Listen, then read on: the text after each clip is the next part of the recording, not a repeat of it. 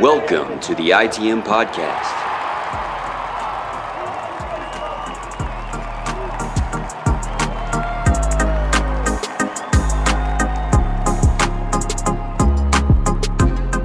This is episode 388 of the ITM Podcast, the official Boston Red Sox podcast of your favorite podcast. My name is Copponi, that's Scott Neville, and the Boston Red Sox. They won a series again, and boy, oh boy, is that a lot better than when they lose series. Scott, how you doing? Dude, I feel like my hair is like too up Big. for how out it is. You know what I mean? That's kind of what I've been thinking about right now. Your hair's looking tall these days. And I don't like it. If it was proportionate, it would be fine because this isn't that much hair, but it just would need to catch up. Yeah, it would be insane to like it the way that it is. It's blatantly unlikable hair that you got going on there. And come on over to the YouTube to see it. ITM_pod. That's not how you find us on YouTube, dude. We're just the ITM podcast. You can find our links wherever you're listening to this show. You're going to find a link to our YouTube. Come on over. We are on the road to 1,000. We're giving away free Sox tickets to everybody, to one of our subscribers who helps us reach 1,000 over on the YouTube, and fill out a form over on our Twitter so we can email you those tickets when you inevitably win them. Now, Scott, a million places to start here. A million places we could start. You know, it was starting to feel like we were spinning the tires a little bit. I mean, it's the dog days of summer. You know, you're kind of in this place where you're waiting for Roman to come back. You're waiting for the latest on crochet. Stories right around the corner. The Sox are stumbling. Kind of a slew of those nagging injuries popping up for guys. It's been this kind of holding pattern. Holding pattern is the wrong word. It's like trying to withstand this gauntlet that's kind of coming at you as the season comes to a real drag around this time. It feels like this could be a point where things pick back up and the momentum swings in the Sox way. Because this was a sweep. This was a sweep. After that Mickey Gasper homer in, what was it, the 6th inning of Game 3 that tied it up, that was a walk-off. That was a walk-off, game-tying 6th inning home run as far as I'm concerned. That ended the series. Are the vibes back? No. No? No, they lost. They lost the last game. So naturally, your instinct is to say they stink. Yeah, I can't tell you how much that just rolls off my shoulders. It was a tough one in the moment. You know, you want to win that one, but now as we're recording this on the off day and I've had 24 hours to sit with it, chew it, mull it over, digest it, if you will. I feel all right with it. I feel okay. I don't feel great, but I feel okay. It's like I'm digesting like Applebee's, but not quite like Chipotle. You know what I mean? As far as like never had digestion Applebee's goes. What the fuck do you mean you've never had Applebee's? Never had it. I missed it. I just missed it. You know, sometimes you just miss stuff. Like I never saw Lord of the Rings. I just missed it. I just saw Lord of the Rings for the first time last year. Okay, well, actually, it was this year. It was earlier this year. It was probably like 4 months ago. And why did I think that was last year? And man, dude, you're not too late. You can get over onto that train. Applebee's is insane, though. It's like that episode of Always Sunny where he's like, I've never had a pair. That's more believable than never having Applebee's. You grew up in America? Never had Olive Garden either. Mickey Gasper had quite the series, man. Yeah, he did. I guess we start there. I guess we do. Get this. Mickey Gasper is somehow not the first player from New Hampshire to homer in 3 consecutive games. How crazy is that? Because Phil Plantier did it on July 2nd, 3rd, 4th, and 5th. That's right, 4 consecutive games in 1993 for the Padres. How stunning is that? I would have bet everything I had. Yeah, he's not even tied. That's awesome. You know what else is awesome? What? Our boy Mickey has a 102 OPS plus this season. How crazy is that? Wow. Above average bat, Mickey Gasper. He's closing in on, he's got 0.4 WAR.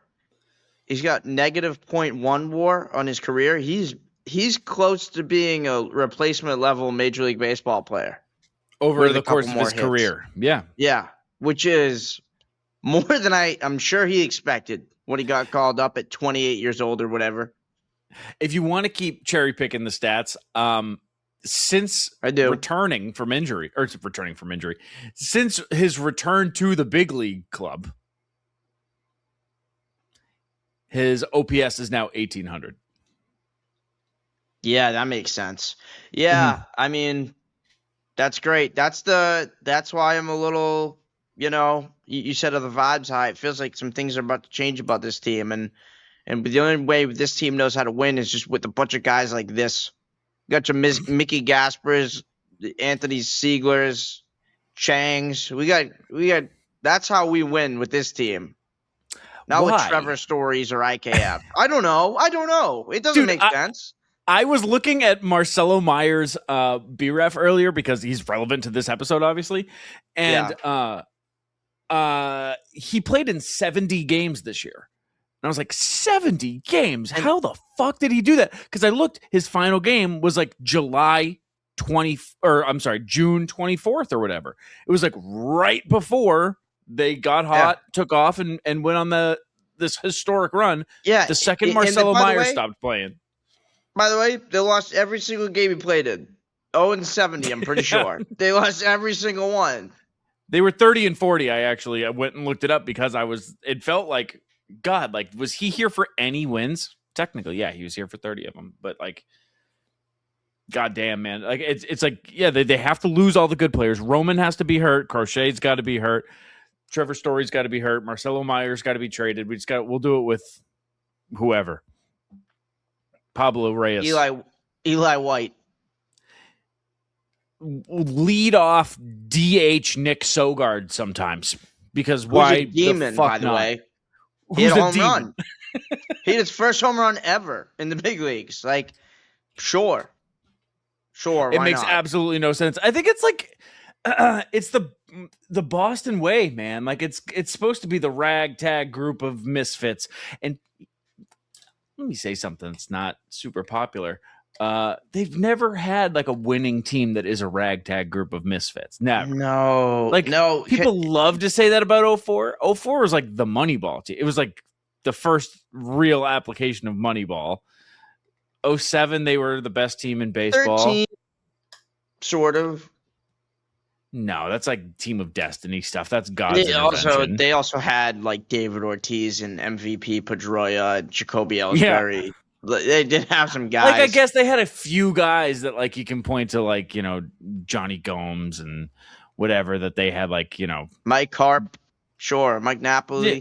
But also, they also had John Lester, in a good John Lackey when he needed to be for some reason. I think if the Beards aren't a thing in 13, we don't think of them that way, though. That is 100% correct, yes. And then 2018, they were like the top payroll in baseball. So it's like, yeah, I don't know. They've never been that ragtag group. I'll say this. It's not something you necessarily want them to go into next season planning on doing, but it's the most fun way to win. It's not the most reliable way to win, but it's way more fun to do it this way. Like, I wouldn't want them to be like, we're going to do this again next year. Because 19 times out of 20, this team absolutely implodes upon itself, and we're talking about the number one pick. That should not have happened. What happened? Like Anthony Siegel's not supposed to be able to save your season. Mickey Gasper's not supposed to save your season. But when it happens, it's really, really fun. When you're like, this guy's he's 30, and this is his 14th at bat in the big leagues? Yeah, that's awesome. Let's do that. Can you imagine if at the end of the season they were asking Craig, like, what do you got in store for the offseason? And he was like, ownership just keeps saying they want like a ragtag group of, I don't know, that they kind of want like bums. Yeah. So we're going to get rid of like the good players. We're going to try and find failed Yankees first round picks and just to keep throwing them into the infield because we've got two in Siegler and Durbin. We'll just keep trying that, I guess. I don't know. Wouldn't it be more fun if we like stopped paying for all the big players? We just got a bunch of guys out there. Wouldn't that be better? Wouldn't you So it's guys like like that more? storylines and energy, you know? What if we're talking about like guys from New Hampshire? Would you like with that? a Would that be mustache, cool? though. He's not just from New Hampshire. He's got a big, crazy mustache. And he grew up a Yankee fan. Yeah. And also everyone gross? on this team, like, Yeah. or not necessarily a Yankee fan, but like Siegler grew up in the Yankees org. Durbin, we got Mickey Gasper, the Yankee fan, local. Like The Red Sox made up of Yankee fans and Yankee players. Yeah. Yeah. And they're gonna none of them are good, and they're gonna win every game. And that's just the Red Sox way, baby. That's the Red Sox way. So congratulations to Mickey Gasper on the series of your life so far. It will never get better. That is your peak. So remember that was as good as it gets. Hope you took a lot of notes. Tell your grandkids all that. That's horrible. Yeah. You'll be good. He could be good. He could be good for a while. He could be good. He'll never have a series like that again. You couldn't see Mickey Gasper with a 4-homer series? I could not. Now, admittedly, to be fair. Yeah, neither could I. Neither could I, to be extra fair. Had you asked me if he had a 3-homer series before this one, I would have said I'd bet my life that he doesn't. Thank God That's I true. didn't. You know what, man? I would have applauded the bet too. I wouldn't have made the bet myself. I value my life way too much, but I would have pat you on the back and said, "That's a fucking great bet, man. You're safe. Yeah, you'll be safe. Yeah. Don't worry about that." Without even knowing what you got on the other side of that deal, I'd be like, "What you wagered? You're good. Safe." Yeah. So he keeps surprising us. He doesn't stop doing that. Yeah. So he will probably never have a series like that again. So congratulations on the best series of your life. Speaking of guys who had a series to remember, Ketel Marte didn't show up. He didn't travel with the team. And about, I would say 41 seconds before first pitch, a new lineup card came out that did not have Ketel Marte. Yep. He did travel with the team over. He did travel with the team? I heard he traveled independently. He traveled with the Diamondbacks to Boston. Okay. But he failed to show up. So I think he was there with them. I don't think he came back with them. Okay. All right. Well, which that's is what news led to me. To the confusion. That makes it way worse. Yeah, I was under the impression that he was like, "Give me a minute, I'll be there. Like, I got some stuff I got to deal with at home. I'll be there in the morning." And then they were like, Ketel Marte never showed up in Boston. He was here. He was here. That's the craziest part about it. All the reporting on this has been so bunk. Hector Gomez says that he was DFA'd when he wasn't. That was Starling Marte, who, as it turns out, is not even related to Ketel Marte. So DFA'd not in the books. He did go onto the restricted list. Which means nothing, by the way. It's a very confusing list. That just means like you get an extra player, but you get to keep that player. And there's no timetable. It just means like we get to like shame you publicly. It's like the stocks, dude. Like you get like tomatoes thrown at you. You're on the restricted list. Boo. You did something bad to get on there. You have to like cheat on your wife or something to get on the restricted list. Yeah, I wouldn't know, but Ketel, that was one of the craziest. He shows up with the team and then they just get to the field and he's not there, and then they're calling him and they can't contact him and he's not there. By the way, this storyline keeps getting crazier because basically they don't know what happened. They're playing this first game with no knowledge of what's going on. And then eventually it's reported, or it gets out there by his agent, that like he's dealing with a personal matter. And then Lovello starts to act like he knows what's going on, in the sense of he starts saying things like, he's dealing with something, like we're going to respect his whatever. Our hearts are with him. Right. And at that point you're like, okay, they know, they're just not saying it, which makes sense. Did you see what the president and CEO was saying? No. Today, he said the president of the Diamondbacks said it's still a complete mystery while speaking on radio, and said, I can get past it if I hear a reason why.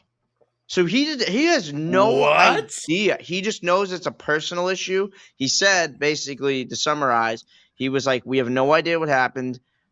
Like, I'm open to him coming back, but I need to know. I hope he's okay. I've told him, like, I've reached out and said that, if he needs me, I'm here to talk.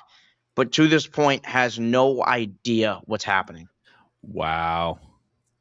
And that's just how the series started, with the best player on the Diamondbacks just not showing up. And here's the thing. There's a huge potential for stuff like this to have a ton of hindsight after the fact, and people look back at videos of themselves saying something mean or rude about the situation. Then they find out that, Ketel Marte is dealing with, either a mental health crisis or a death in the family or something that really demands his attention. And then there's like some egg on their face. When you don't know, and it's best to not speculate. 100%. That being said,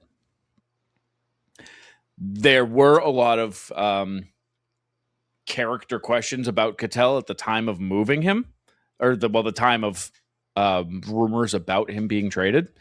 And that was one of the things that Red Sox fans really didn't care about. It was the general consensus was, yeah, it makes your team better. And now, since then, you've decided not to, and then traded away Marcelo Meyer with character issues in mind. I'll say it with them in mind. I won't say it's the only reason, but it was part of it.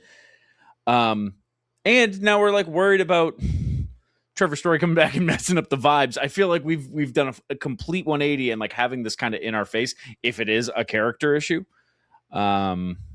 is just poetic. I'll say this. I mean, the things that they were talking about, they were concerned about, was like, oh, he takes too many off days and whatever. And then we did the math on the show that say that he was on pace for, like, I think it was like 153 games played. And we were like, yeah, that's okay with me. So clearly, like, there were people just like that didn't like him. And maybe for good reason, because there have been a few instances. But every time you hear about the specifics of instances, you're like, oh, like, he interacted with a fan negatively, but the fan said something about his mom with cancer. So we're not going to really say a whole lot negatively about that situation. Like, I we're not get pin that on him. Yeah, like, I'm okay with that. Like, I'm not going to side with the people that are like, you should never talk down to a fan. No, you can. And you should in that situation. So I don't know what to make of that. I will say he'll be in trade rumors again. I'll say that the Red Sox middle infield situation doesn't exactly feel solved. So I'm sure we'll be talking about him all winter. Big chance, man. Big chance. And if this does turn out to be a nothing burger in terms of the character issue stuff, and it does turn out to be something, legitimate, I think you'll be hearing his name thrown around even more. But here's the thing. If this adds to that list, this perceived list, even though, like, you're right, like, the things that are early on the list, like, don't have a ton of weight, but, like, there's still a list. People are like, oh, Ketel Marte, that's the guy with a list of character concerns, right? The one thing I'll say is I'm sure there's something going on that will make, if it ever does come out, it will make people feel wrong to take the other side of the, you should have shown up or anything like that. The one thing I will say, there have been a lot of players that have dealt with serious issues. Whitlock's sister passed away. Like, there are serious things that happen. Every other Major League Baseball player has been able to communicate that to their teams and not just disappear. And then days later, still, like, it's one thing if something happens at 6:30 before the game and you just disappear and whatever, and it's not your priority to tell the team. But to go 3-4 days without an update, like, I'm sure something happened. It's more than unusual to not give an update to the team as to what's going on, like, to not be able to, like, handle your business and just say something. Like, it could be literally a text. Again, you don't know what it is, so, who knows, but it's just every other player's been able to. There's a bereavement list, like there are things for serious issues. To not tell your own team is interesting. The fact that he's not on the bereavement list should say something. You're right, because there's also they don't even know this if element, there's a death in the family, right? They wouldn't be able to put him on that list because they don't know. Like it could be. Torey Lovullo had tears in his eyes, dude. He seemed like he knew something. It seems like he knew more than the president or CEO or whatever you said. Maybe he did, because Torey Lovullo has tears in his eyes, being like, "We just hope he's okay," and our hearts are with him. That means something's going on, and it seems like Torey knows what's going on. He wouldn't just, be in this really emotional state if he was told, "Hey, it's a complete mystery what's going on with him." Why would you be wiping tears away? Yeah, I mean, I could see that. Maybe there's something they don't know exactly what's going on, but they knew that there's something going on in his life. That's possible. But this is I can pull up this is 30 seconds. I can play what Derek Hall had to say, CEO. Yeah, let's hear it. This was on Arizona Sports phone line with Bickle and Marotta. Sure. If you're a big Arizona radio person. Personally, I'm disappointed that a player didn't show up and go where he was supposed to, but I could get past it if I hear, a reason why. I mean, we're all sort of sparing judgment because we don't know yet what the explanation is. And again, we all saw him on the trip from Atlanta to Boston, and he was at the hotel with everybody, and then he just, stayed back. So we have to hear why, and then maybe there'll be a reason to help him. And, if it is a personal issue, as his agent says, we need to hear what that is and see if there's a way for us to, either help him or somehow alleviate this whole situation. Mark Walter, the Dodgers. Interesting. Yeah. So they are getting word from his agent. That's really weird, man. Well, I think the agent said it publicly that it was a public personal matter or something, because that came out. I don't know if he said it publicly or if it just got to reporters, but that has been thrown out there. But that's what made it so weird when these comments happened today, because it was there was a couple of days where it was everyone was under the impression that the Diamondbacks knew and that they just weren't saying it, which is fair. But this is this isn't an Arizona show, but it's one of the craziest things that has happened. Sure. Since we've covered baseball, since we've been alive. Can you imagine if there was a Ketel Marte deal and this happened in Boston? What the Boston media would be doing with it? Yeah, because it's kind of over with right now. In terms of national, we're not hearing national reporters talk about it. If it happened in Boston, I'm sure that would be happening. A star of Marte's caliber times Boston's market. Yeah, this would be an hour-to-hour story with the amount of beat writers there are, the amount of reporters. The radio would be. Oh my god! I mean, they've gone. I'm sure they already have the takes out. Your car radio. Yeah. Oh shit, the Marte thing happened this week. You'd be on Aux on Spotify listening to Olivia Rodrigo, and Felger and Maz would cut it off with a take. Felger would come in hot, and you'd be like, "How did this even happen?" I can't listen to them. I can't listen. I can't do it. I can't even hate listen, which is crazy because I hate listen to the entire station of EEI, minus our handful of friends over there. But why? No reason. No reason at all. I realized recently because I was listening to Greg Hill and Jamie was in the car and I was like, oh, this is the show, or she was like, this is the show you listen to, right? This is always the show that's on in the morning and whatever. You can listen, you don't have to turn it off for me. And I was like, oh no, I don't like it. It's not I'm not putting this on because I want to hear what they have to say. I put it on because I'm addicted to my cortisol levels spiking while I'm sitting at a red light. And that's the industry. That's the explanation of how the industry works. Which reminds me, Roman Anthony. Roman Anthony was in the news for the past 4 years. But Roman Anthony, man, he played in his first game in 2 now, right? Played in 2 games. He's in 2, right at probably over by now. I tell you what, game 2 is not gone as well as game 1. but that doesn't matter. That doesn't matter. He still had his moment. He had a homer in his first game back with the Portland Sea Dogs. That call absolutely killed me. 2 for 2 with 2 walks. Didn't even hear the call. Yeah. What was the call? Dude, the mic, because they're, it's Portland. It's AA baseball. The mics get blown out when you talk above a whisper. So they're like, Roman Anthony in his first game back. This is absolutely crushed. That is demolished in the right field, Roman Anthony. It was really, really good. So shout out to them. Shout out to the crew in the booth in Portland. And also shout out Roman Anthony. Good for him. And I know that he is maybe the most fortunate 22-year-old the most fortunate 22-year-old in New England. But God damn it, good for him. Like, this dude has been dragged through the mud for absolutely no reason, for God knows how long. Just being injured. Being injured. Like, because he was friends with Marcelo Meyer, because there was a video of him drunk once. They go to dinner sometimes. He got dinner in a city known for its food sometimes while he's a 21-year-old millionaire.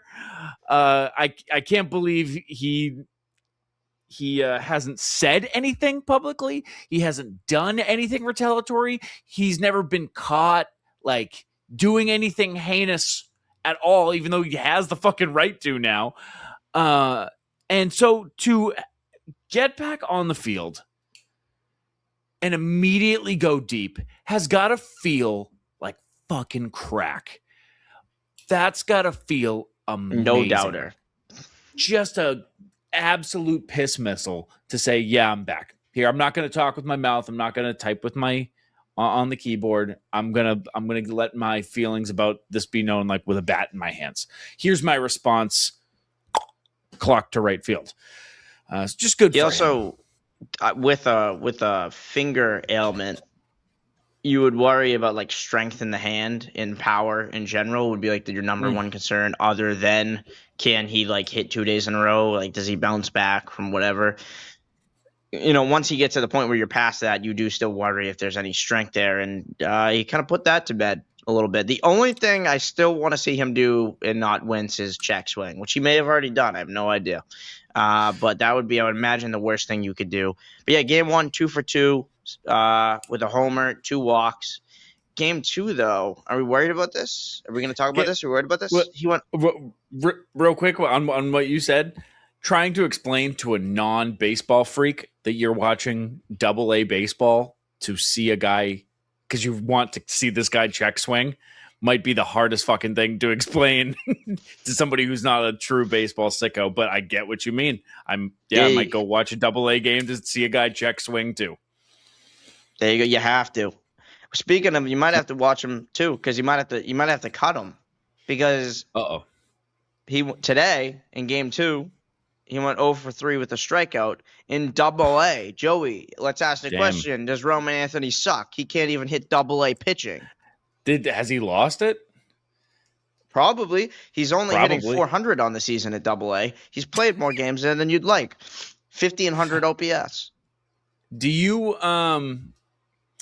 think that he is up there with the instruction of like swing for the fences? Like, we know you can hit these guys and like, whatever, like we just want to see what, hard impact does to your hand. So like just swing for the fucking fences.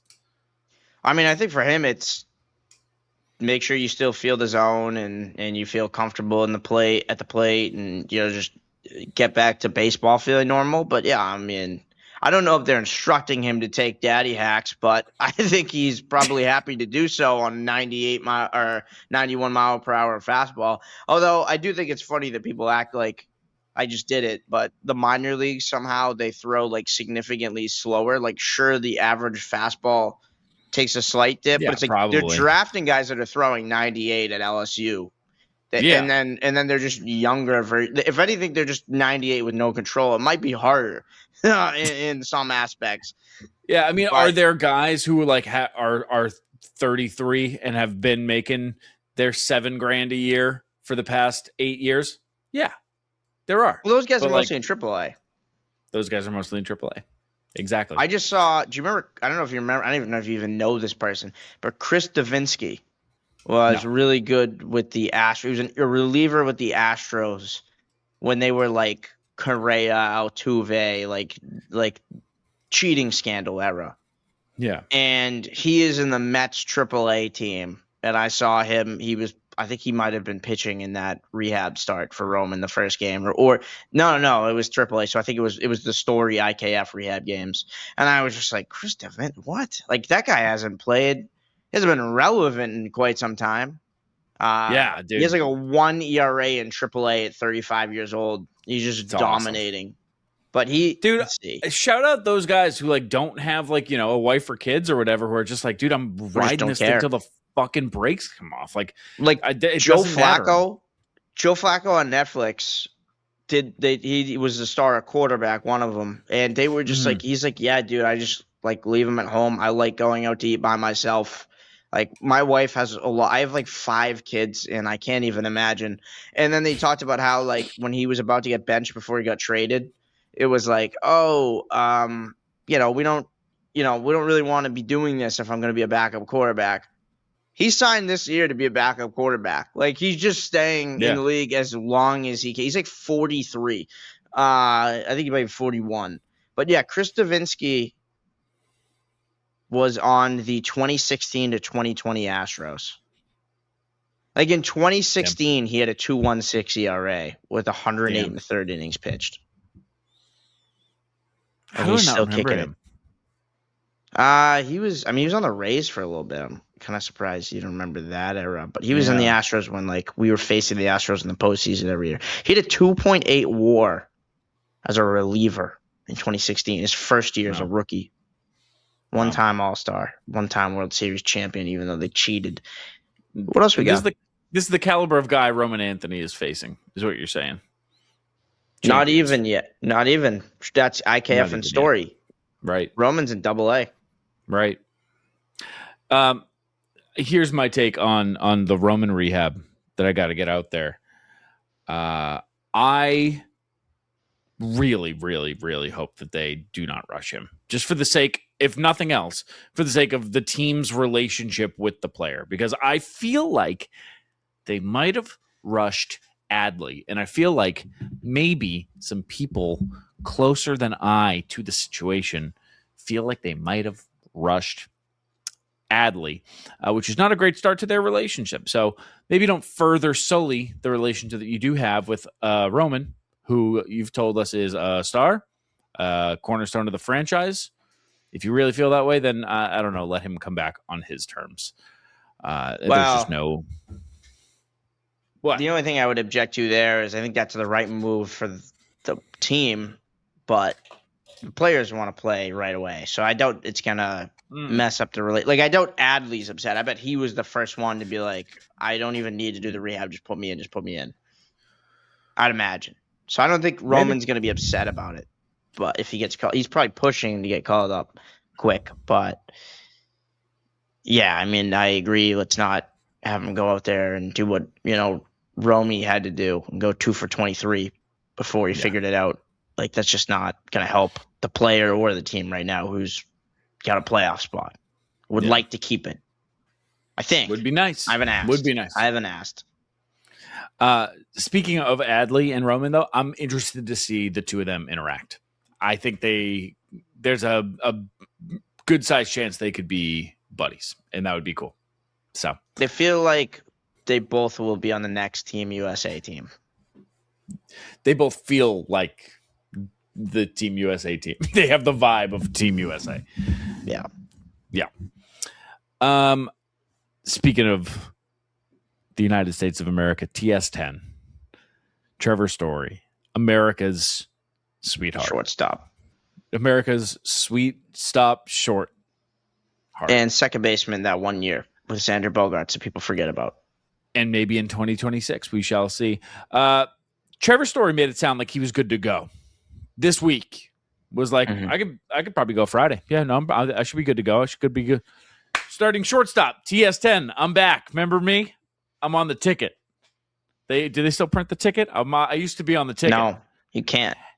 And it was almost a presumptive tone. Like, yeah, I'll be back and rearing to go, and I'll be hitting second, third, somewhere in there, and I'll be right back. And Chad Tracy delivered a very different tone as he kind of came over the top to the media and was like, we don't really have a solid plan for Trevor's return yet. We'll wait and see. We'll see how it goes. I don't think Trevor is entitled. I don't think that's an adjective I would use to describe Trevor's story. But I think he's a guy who's anxious to get back on a baseball field, as that is, quite literally his entire life. And he has spent the majority of the past 5 years of his life not playing baseball. I think he's chomping at the bit. And I would bet any amount of money that he would probably understand more than anyone that it is not his spot to just fall back into. Not to say that that's the case. It's kind of a gray area right now, though. It seems like a spot where maybe the player and the team don't have a solid plan, a good line of communication. Did you such a thing? Did you see what Chad said about him defensively? No. Tell the folks. Me being one of those folks. He was asked. Chad Tracy was asked about Trevor playing shortstop, and he said something along the lines of like, "Yeah, his main position will be shortstop. He'll be mostly shortstop." Yes. So that's notable because that makes you think, okay, is he going to play is second? Is there a potential for third? I mean, you imagine that would just be for one, I would say a Caleb Durbin off day, but what is that? I don't think they don't do those. Caleb likes to play 162, and he's going to be real close by the end of the year. So maybe it's got to be a DH, shortstop, and possibly second base situation. Like, I don't know if that was meant to say he will play shortstop and DH or shortstop, second base, DH. Yeah. I mean, I feel like I've heard conflicting things a couple of times now where like, I've heard him say like, well, like much of them will be, but then much of his time will be spent at shortstop. I think I mentioned that last show. And then I've also heard him say like, no, the plan is like Roman Anthony's going to be our leadoff hitter. Trevor Story is going to be our shortstop. And it's like that. I thought you said he was going to mainly be the shortstop. I know you're playing. Now you have the plan. What is it? What is it? Do we know? I think the truth is we don't know when he's coming back. We don't know exactly how we're going to use him. Probably mostly at shortstop. Maybe only. We're not sure. We'll figure it out. We'll see. It just feels like, I don't know. Maybe the player should be a little more like communicated with than us and be told what he's doing. I don't know. But to be fair, I understand. Like, you can have a whole plan and then Yoshida pulls a hamstring and now it's, now I guess DH could be an option. Like, until the day he gets called up, you don't know the situation for the roster. So I understand that. But I also think you could say the plan right now, if nothing changes, would be this. Yeah. Yeah. I'm just curious if he plays second this year or if he's by the mainly shortstop they meant he also has got a DH. That's my biggest question. I think that it's going to be a real rotating door. And to quote my co-host Scott Neville, these are the kind of baseball problems that sort themselves out. Yep. Facts. Yeah, you said that about the outfield logjam. And then look what happened. Roman got hurt for the year, you idiot. No. Now Yoshida's out, you moron. Way to go. Now they have to get Eli White in there. Look at that. Idiot. No, with Joey, you're agreeing with me, but you're saying things. The words you're saying would tend to agree with me, but you're disagreeing with me. I don't understand. Turns out that log jam wasn't too jammed up, now was it? Right, but that means I was. Do you understand that you're agreeing with me right now? Did you see Garrett Crochet said that he's only going to be good for 2 innings of baseball at a time? You talk about my good personal friend. Yeah, it also. Did you see him again today? Did you see Garrett today? No, I got invited. I said I got stuff to do. I can't make it. Sorry, Okay. Garrett. All right. That's not even Totally a joke. not. That's what you did. But yeah. Yeah, well, the one joke would be that it wasn't exactly Garrett that reached out to me as so much as a PR team, but that's true. Like, he has no idea that I You was were invited to hang hang out and have beers with Garrett Crochet today. for the second time in the last 30 days. Yeah, that's true. Yeah. Yeah. And last time he did Go give on. me a lot of beer. But go ahead. Yep. You go ahead. I'll go ahead. I thought the craziest part was that he said something along the lines of like 1,000,000% I'll be a reliever if I come back. Like, that is shocking to me. Like, I understand the timeline. Yeah. But the fact that he's like, not a chance in hell. Like, we could go to the World Series. I'm not a reliever or not a starter. I think that's also maybe premature. But he also just started throwing, so I guess I just trust him. Like, if I he mean, says, maybe "Nah, you I can't do wouldn't that." have him do a postseason start. You know, like if the Red Sox were to go on a run, are they going to have his first start in the ALCS? I don't know. With Crochet, it's a real debate, but that makes you think about some interesting opportunities because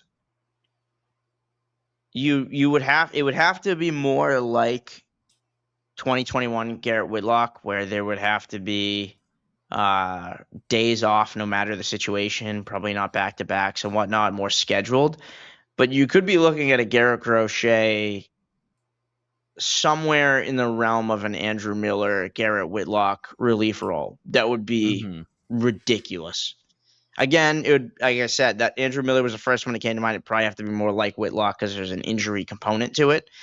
But imagine you have Rangers start the game and you got a 2-1 lead through 6. And you're like, holy shit, Crochet is pitching the 7th and the 8th, and then we're going to hand it off to Chapman. In a potential wild card series where it's a 3-game series. Yeah. And you went Suarez, Crochet, Chapman. And then, by the way, he's going to be potentially available for game 3 now. And then Sonny Gray, Brian Bayo, Eric Miller. Okay. Sure. Hey, say what you want. Brian Bayo out of the pen is the best baseball player of all time. No, I wasn't. I was. Yeah. Though I'm not dragging Bayo. I don't know why everybody thinks I'm always dragging Bayo. I'm not dragging Bayo. Because you told him that you hope his family dies on a Netflix special. I didn't say that. The Netflix. What I said. You know what's funny is that whole thing that we always talk about is we just said he might not be an ace. And then they were and then it was just like, by the way, his family can't get a visa. Hadn't seen his kid in a year. It is so good. The timing of it is laugh out loud funny. The fact that they are like, I think it ends on me saying, we have to ask ourselves, is it time to adjust our expectations for Brian Bayo?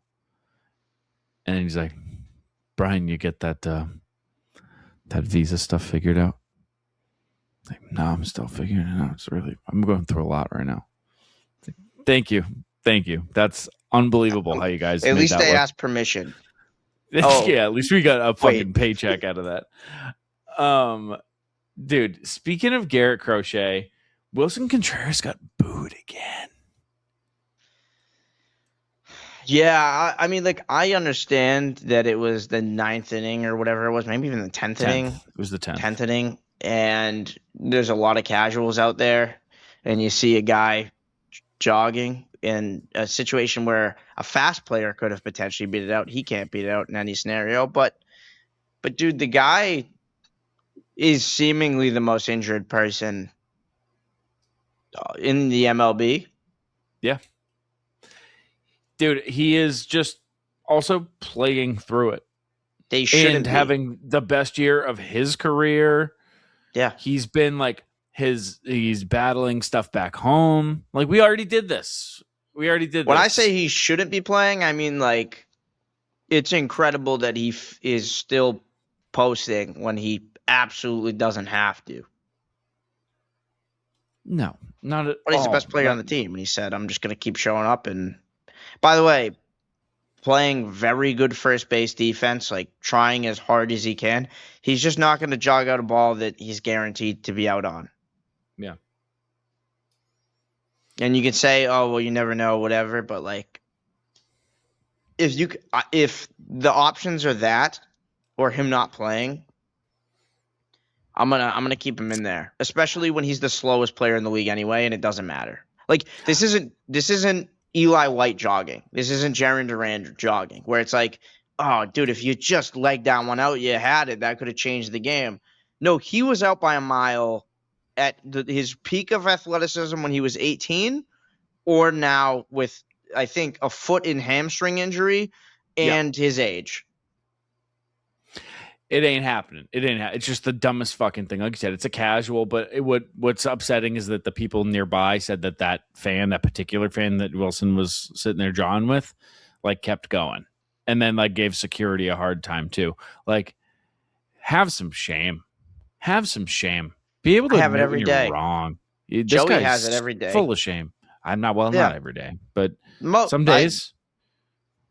A lot of them. Would you say majority? No. I would say you should. Maybe you should feel a little more shame too then. About what? Just your day-to-day, you know? How about that? Hey, comment section. How about that nose ring, huh? That's embarrassing. Oh, stop. Don't, because they're gonna. Yeah, they're gonna. Stop. They're gonna. Fuck. Yeah. I should not have said that, bro. Facebook. Get crazy. Oh, not Facebook. Get it off. Get this clip off Facebook. Get the clip off Facebook. It's not a real nose ring. What's the paint difference? My nails for next episode. A fake nose ring might be even worse. Hey, shout out Tristan Red Sox. Casas. Oh, I mean Joey. Shout out Red Sox Social for just happening to post the video of Wilson Contreras visiting the terminally ill in Beth Israel Deaconess Medical Center this morning for like no reason. Just happened to post it. Just know if you're that guy out there with no shame, that's so pointed directly at you. It's saying, look at the guy you're booing, you fucking idiot, you moron, asshole, loser. Look at you. Look at the man that you were dragging. Out here, healing the sick, feeding the blind, teaching the fish how to swim and how to fish for a fisherman. Couldn't have said it better myself. Go Sox. That's right. I got a question. Yeah. Oh, okay, folks, it is 3 games against Rafael Devers Giants. Damn. One is going to be Sonny Gray versus Logan Webb. Sonny Gray has a 2.65 ERA through 23 starts. A 2.65 ERA through 23 starts. A 15-3 record, dude rocks. Welcome to the party if you're late to it. Logan Webb is an all-star on paper. He's had a down year in every category. A 3.50 ERA, 7.1 K per 9, 3.17 FIP. The whip, though, is down to 10.65. He's thrown his sweeper less this year and his four-seamer more. He is unfortunately very good. Game 2 is going to be Patrick Sandoval versus Blade Tidwell. What? Patrick Sandoval is going to be okay. He's going to be fine. He's good. It's a 4.06 ERA. That's nothing. Dude's fine. Blade Tidwell. Yes, that is his name. The number 13 prospect in the Giants organization.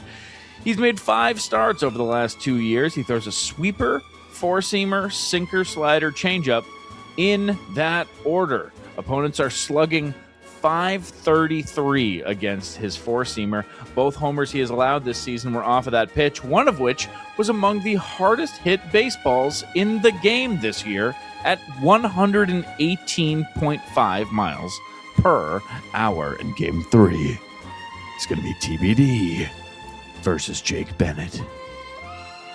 Everyone wants to talk about, will Rafael Devers be booed? The real question is, will TBD be murdered upon his return to Boston as the Fenway faithful look to tear apart Belinsky Dinkins, literally. And Jake Bennett, dude rocks. And that is going to do it for your pitching preview. Now, the bigger question this this I almost said this inning, this series, Scott. I got baseball on the brain, dude. Sometimes I just I go, what the fuck? Rafael Devers is coming back, and the question people are asking is he going to be booed? Is he going to be cheered? What's the reception at Fenway Park going to be like for Rafael Devers? And if you are a safe analyst, a coward, if you are a coward, you can say it's going to be mixed. That's what you did last episode. But I did it first. You understand why that's bold and brave? I blazed a trail. Others are following. They're cowards. They're falling in line. You're not allowed to do that. I think too highly of you to do that. Okay? So that with a mixed bag off the table, will Devers be booed at Fenway Park? Probably, yeah, probably. I still think it depends on. I think they're going to do a tribute video and they're going to cheer for him in that moment. That usually happens mid-game, so I could see him getting booed before that. No, you know what? No, I'm gonna go bold here. I don't think he does get booed. I keep saying logically he will get booed, but then I'm like, no, I think they're gonna see him and they're gonna be like, I love this guy. This is the panda bear that used to lay down on the bases for no reason all the time. When he was at the. Yeah, I hope. What do you want? I don't know if they will remember him like that. How do you remember him? How I remember him is not how the casual remembers him. That's a good point. I mean, to your point, they did just boo Wilson Contreras. Yeah, the guy who's actively being the best player on the team. Now you want them to cheer for the guy who was the best player on the team when the team was worse and then on his way out made a bunch of negative headlines? This is a sentimental fan base, though. The only thing that holds me back from saying he's going to get absolutely smeared is the fact that you still see a ton of 11 jerseys at Fenway. But I think a lot of that is that people bought Devers jerseys because they loved Devers, and then they stopped loving Devers, and now this is their Red Sox jersey. I agree with that. I think that's like you got to wear something to the game type of thing, largely. Yeah. But, if you hate them, I don't know that you wear it anyway. I mean, I have one Celtics jersey, and it's a Kyrie jersey. Oddly, also 11. But like when I need a Kyrie jersey, when I need a Celtics jersey, that's the one I have. Okay, yeah.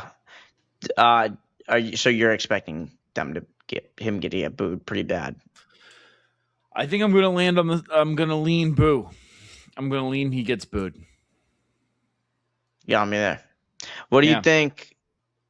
What do you think should happen?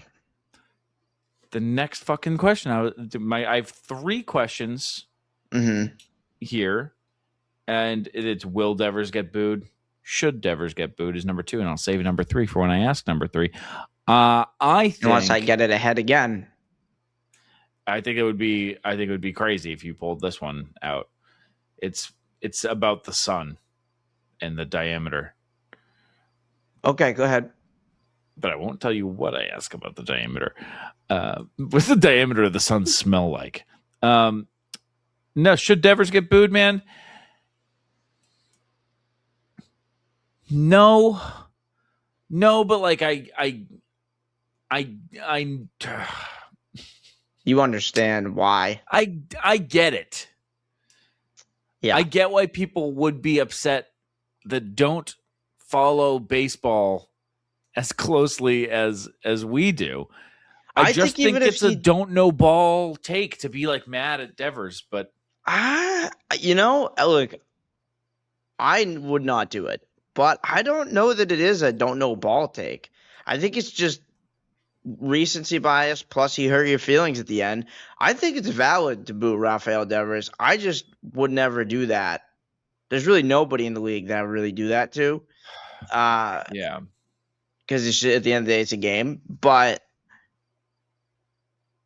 I get it. Like, I don't think it's that crazy at all. I don't think this is like Mookie is like a casual, like, you don't know ball. Boo. Yeah. This one, look, he spurned you 6 different ways on his way out. And if you're a fan of like, he got traded ultimately because he had a pissy fit because he got replaced defensively by someone that was a lot better than him. And then when they said, "Okay, you want to play the field? You want to play the field now?" He said, "No, not anymore. I forgot my glove at home. I actually can't anymore." So I get it. I get why fans are pissed. I also get why a lot of people also watch 5 years or 6 years or whatever it was of him being awesome and lovable and fun. And, they pay me well. I hit homers, like whatever. Like that was Rafi for so long. But the end was bad. I get why people see it as bad. I just still don't. So, yeah, I mean, you've had of the take of like, this is all ownership's fault, but. It's just all ownership's fault. Like I just don't. The whole like I heard Bradford on the radio twice this week, like really hammering home how shitty it was of Rafi to pick up a glove in San Francisco, and I was like, I was 0% shocked that he did that. Like I almost called into Bradford to be like, bro. Were you shocked that he picked up a glove for San Francisco? I wasn't. Like, I knew he was going to do that. He said no to the Sox. He didn't say no because he didn't want to play the field. He said no because the Red Sox said, throw your glove away. And he said, but fucking gladly, bet. It's gone. Yeah, but that's why you boo him.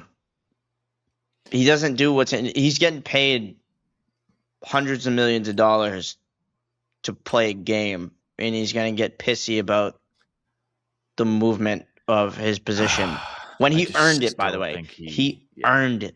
Like, I'm not saying, like, the fact that it had to get to a situation where it was tradable is a joke, but at the same time, like, I'm not saying it's his fault for the trade, but he certainly didn't help.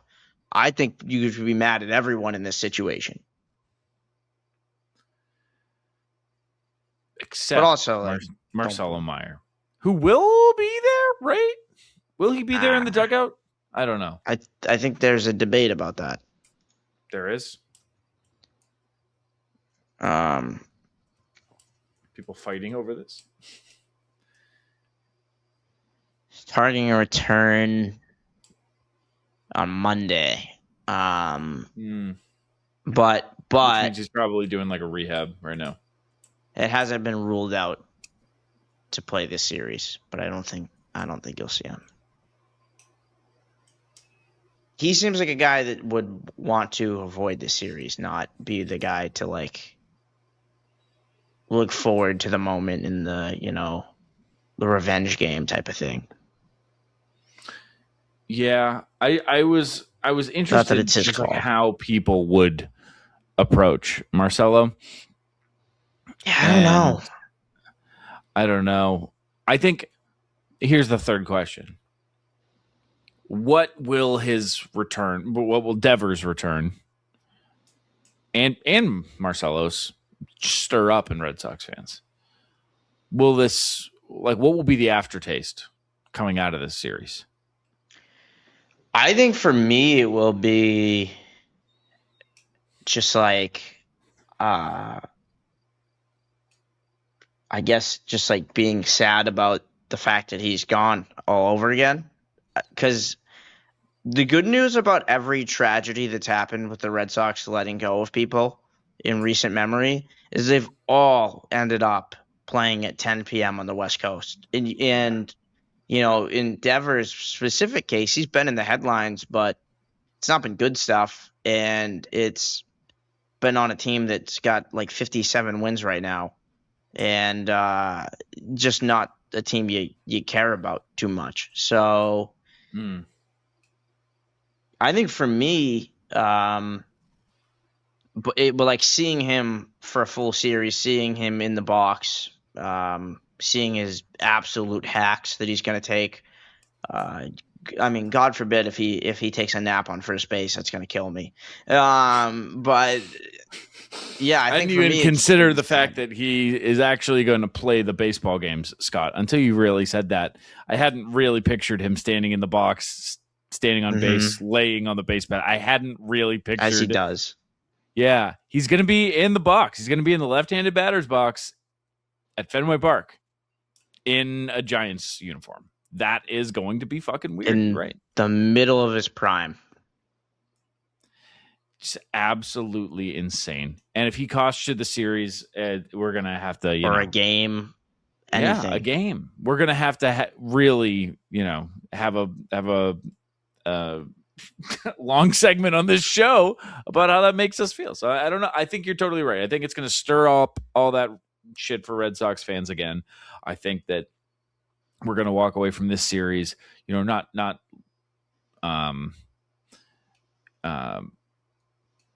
realizing it was a bad trade. I think most people know that, but really looking at what could have been, I think it'll be a tough one to swallow. I think this is going to be a tough one because for Mookie there was like a good wait. There's a while. For Xander, it was a different situation. It was also a while, and it was just a very weird situation. Xander is so singular in this conversation. This one's gonna hurt. This one's gonna hurt. And unless the Red Sox sweep, then I think there is still a fuck ownership conversation that comes out of this. Yep. There is an argument, despite the fact not whether it was a good trade return versus, if you just look at that trade, but if you go down the tree, he's it basically was Devers for Durbin when you look at it. Yeah. Right, but that's now, adding a lot of hindsight to it. Like you're giving a lot of credit to ownership. No, that's not what I'm doing. This is not what I'm saying. This isn't a Craig Breslow tip of the cap. This is a purely, was that a good or bad thing regardless of intent? And I will say, and it's not the most reliable metric, and you got a lot of defense factored into this, but Caleb Durbin right now and Rafael Devers, if you doubled Rafael Devers' WAR, it would be 0.1 away from matching Caleb Durbin, 1.7 to 3.5. So Durbin on paper has been a much, much better, almost more than twice as good as Devers this season in terms of impact. Which, Devers is a first baseman DH with a 790 OPS. So I don't think that's a crazy take compared to a guy whose total offensive OPS is probably around that range and with insanely high caliber defense. It is crazy to think we have so much Durbin in our future. Yeah, that's the other part too. He was a rookie last year. He's free and he's going to be here not longer, but more cost effective. Which again, not that fans want to hear that, but it allows you to move some money around, I guess. But yeah, look, Durbin's got 722. Yeah, and he's got a 727 OPS compared to a 790 with 10 times better defense at a better position, more premium position. So you can look at it that way if you want to not get sad, but I think it's going to hurt to see Devers in the box. You also know that Devers' 790 OPS wouldn't be the case if he was playing at Fenway and not the Giants' horrific stadium for a left-handed hitter. Yeah.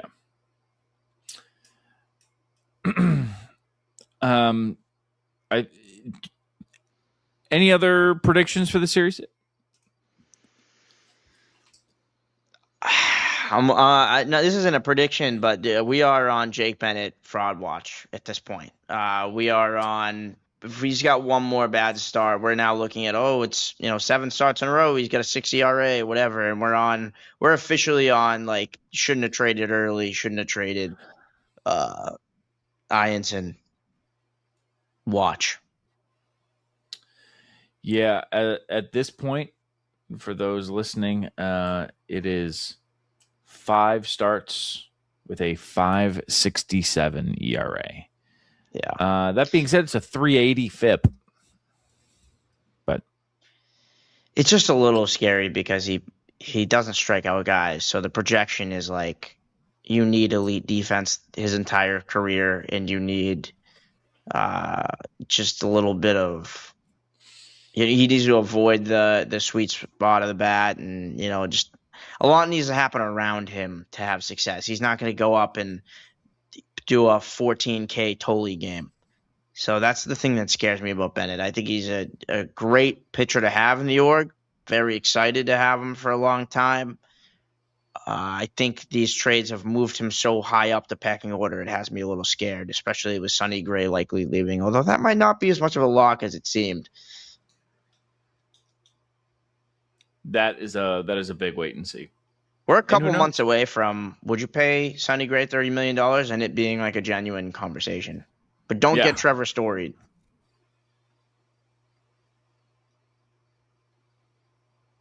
I'd pay Trevor Story money for the next 6 years of Sonny Gray. He'd probably play in just as many games as Trevor. Joey, come on. Oh, once every 5 days, because it would be 20% of the games. It'd be like 30 at the end of the year, Joey. Yeah. Max 32. Yeah. That's kind of Trevor's whole thing. That's funny because he gets that's like his thing. Yeah, it's his whole like identity now, which I'm sure doesn't drive him crazy. ESPN released new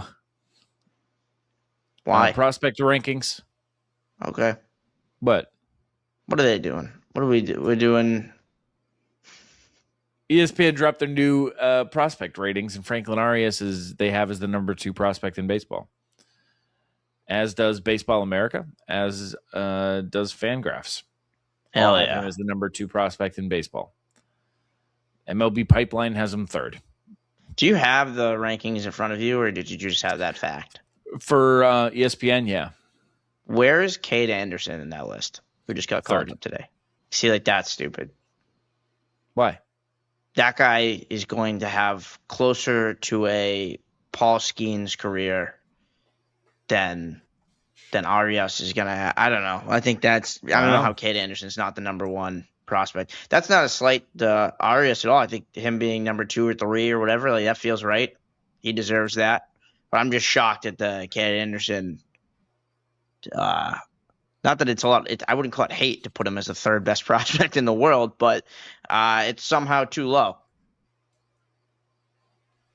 Damn. But that's exciting. Not to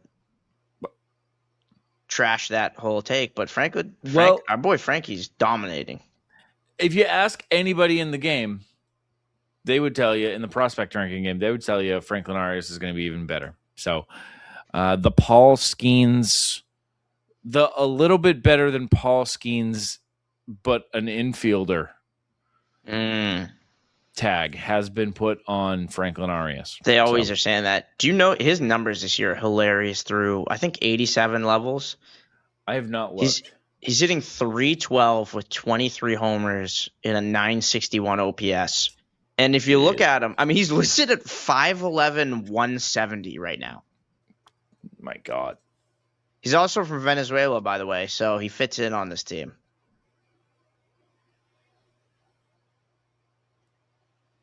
There he is. God, he was hard to find on BREF.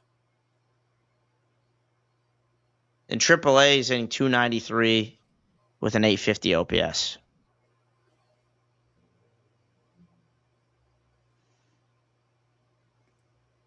God damn. Dominating. Only 1 triple, though. Does that concern you? Yes. You know what else concerns me is he's also Venezuelan. That concerns you? Too many? We've got too many. We've got a lot. We got a lot. We had the most of any opening day lineup, and now do we still have them all? Willier, there are Contreras, Ranger. Who's the 4th? I thought it was just the 3. No. Was Monasterio? No, I don't know. That just Who is Venezuelan? Monasterio is Venezuelan. That's what it is? Okay. Yeah. All right. So we could have 5. Although, no, he wouldn't lose his roster spot. He'd lose his playing time, but he'd still be on the team. Bono. Where's Alec Gamboa from? Puerto Rico. That's my guess. The United States of America. Well, let's end the show. You can follow us on the socials at ITM_pod. You can follow me at Joey Copponi. You can follow him at Scott Neville 46. Just like how old Sonny Gray will be here when his extension comes to an end. And we will see you after this thrilling, if not heartbreaking, series against the San Francisco Emotional Giants. For Scott Neville, I'm Joey Copponi. Go Sox, kid.